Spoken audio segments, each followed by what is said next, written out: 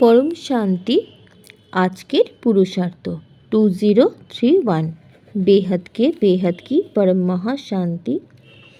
দাদাজি বলছেন উচ্চ ভাগ্যের নেশাতে থাকতে হবে, কারণ স্বয়ং পরমপিতা পরমেশ্বর অলমাইটি অথরিটি দাদাজি ডাইরেক্ট দৃষ্টি বাচ্চাদের উপর আছে।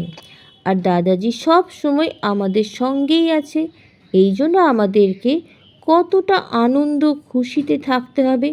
বাচ্চারা প্রত্যক্ষ রূপে দাদাজিকে পেয়েছে, আর বাচ্চারা আছে প্রত্যক্ষ রূপে।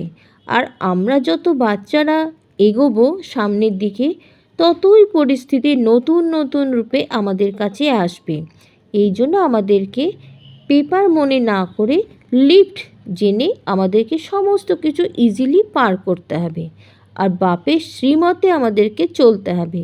মানে দাদাজি আমাদেরকে কেমনভাবে যেতে বলছে, পাল্লা দিচ্ছে, সেটাকে আঙুল ধরে ধরে আমাদেরকে এগোতে হবে। আর আমরা দাদাজি ছোট বাচ্চা, আর বাপকে সঙ্গে রাখতে হবে।